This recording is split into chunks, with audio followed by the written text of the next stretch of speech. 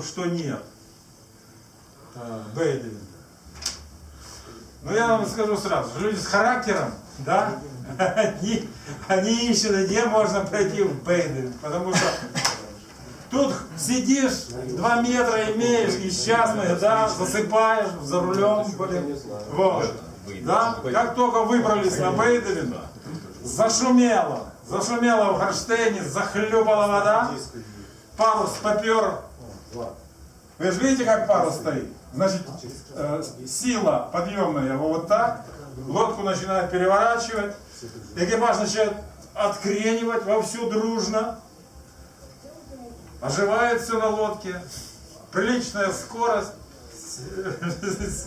это усы тут такие, понятно. Девушки пищат. Да. А вот в этом варианте, если не видят, там название. В верхнем варианте истинный вот это. Истинный. Бейдевин. Название правильно, да. Правильно, я прозевал. Бейдевин. Бейдевин. Ну, вин. Это ветер, а бейд, ну, в морду бьет и все. Еще левинтик, скажите. Левинтик. Тоже правильно. А что же будет, если лодка вообще так стала, что ветер отсюда пошел? Да? То есть ветер чисто встречный. Такие положения у нас регулярно будут, когда мы будем эволюции всякие делать, да? Вот. Этот ветер не имеет названия, его ясмены презирают, поэтому говорят просто встречный, в морду. Есть. Левинтик это вот нас. Значит, левинтик это не ветер, запомните. Левинтик это положение лодки против ветра по отношению к ветру. Вот если вот так сейчас лодка стоит, а ветер отсюда, то это положение левинтик. Есть такой знаменитый моряк, капитан Врунгель. Вы все знаете его, да? Вот. Так он четко дал определение цвета ветра. Если говорит, здесь фордовин, то спереди-то в морду вин. И вот это, Ефимович, у него есть такое название, мордувин. Мордувин, правильно. Это ветер, не положение, а ветер называется мордувин. Лодки, левинтик, ветер встречный.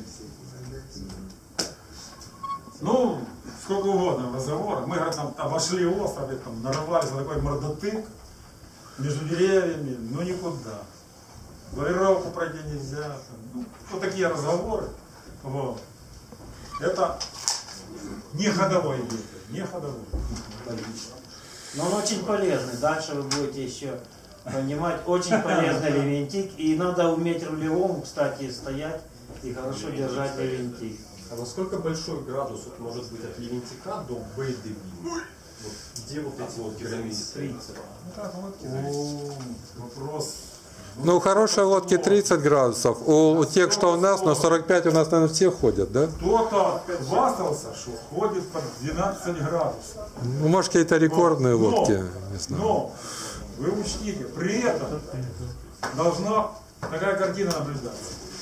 Лодки не должно быть видно над водой. Потому что Бейдевин дует в лодку и сдувает ее назад. Лодка теряет ход. Значит, сама лодка должна быть, ну вот так над водой, да? Экипажа не должно быть видно, он должен лежать или в лодке, или висеть за бортом, чтобы за него не цеплялся ветер. Правильно? Вот. А зато парус должен вот торчать, один только парус. Мачта должна быть каплевидного течения, такая вот аэродинамически правильная. Парус отлизанный и должен иметь такую поверхность, что вот так вы рукой ведете, да, а рука скользит, потому что ветер цепляется и за ткань, правильно, и тоже волочит назад. Он цепляется за все швы, за болты, он цепляется за ванты, за шкоты, поэтому шкоты запускаются внутрь ванты полой, да, там уйму всяких вот таких приспособлений. Вот тогда так круто пойдете. Это можно минимизировать ВВП. Все это можно. Совершенно верно. Совершенно верно. Вот, сопротивление. И ну, два характера у людей. Один будет доводить свою лодку, дошлифовывать и вот это все убирать, что мешает ходу в Бельгии, да? Вот. Другой скажет, да ну его.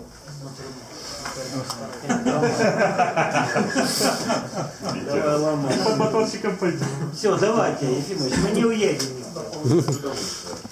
Все, спасибо. Так,